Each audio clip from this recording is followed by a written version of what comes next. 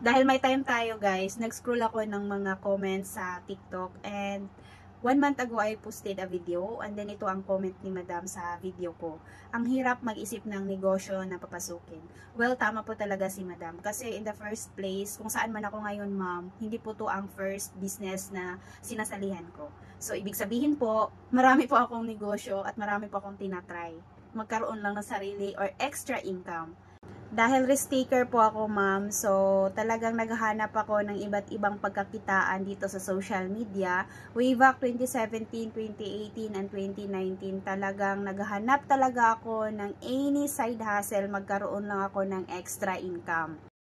At syempre, napapagod na din ako. Sabi ko, hanggang ganito na lang ba? Lagi na lang ako maghahanap. Parang hindi naman ako pumutok o hindi naman ako nag-grow sa negosyo na pinapasok ko. So, what I did, naghahanap ulit ako sa Google. Sabi ko, ano ba talaga ang patok ngayon? So, nakikita ko ang dropshipping business. So, hindi ko siya masasabi na ito na talaga ang pinaka-last. Pero for me, kasi sa nakikita kong negosyo ngayon, ito na ang pinaka-the best para sa akin. Kasi siya talaga ang nagbigay kulay or nagbigay ng siguro sa tagal na panahon na pinipray ko kay Lord na Lord, bigyan mo naman ako ng yung negosyo talaga na ipofocus ko. Kasi inong mga una, hindi ko siya napofocus. Kasi parang wala akong gana, hindi ko siya nat-work out ng maayos. So kumbaga talagang nasasayang lang yung time ko. Pero hindi pala yung sayang. Tinatry ko lang yung dahil doon pala ako, pwede ako maging matrain doon pa lang na part. So parang natitrain na ako doon na part.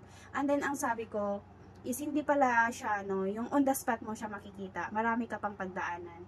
So, nakikita ko to si JC. Chine-check ko ang stability ng company, kung kailan siya nag-start, kung gaano ba siya ka-stable. So, nagagandahan ako sa kanya. Kasi ang mga owners natin is sobrang bata pa at the same time, billionaire na. So, sabi ko maganda to. Kasi kahit saan ako mag-scroll, talagang dropshipping business, dropshipping business, dropshipping business. So, sabi ko dito na, ito na talaga. So, what I did, naghanap ako ng mentor na maaasahan ko. So, nagkakataon lang talaga guys, or ma'am, na napunta ako sa pinakamagandang community, which is ang Ala Business Community. Talagang, I'm forever grateful po talaga dito sa JC. Kasi, dito talaga nakulayan ng pag-asa yung pangarap ko.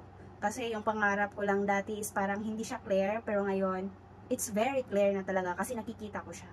So, dito po sa community natin, ma'am, isa lang po masasabi ko is hindi ka po pababayaan. Tutulungan ka po. So, kung feeling mo hindi ka marunong, no worries kasi meron tayong mga online trainings.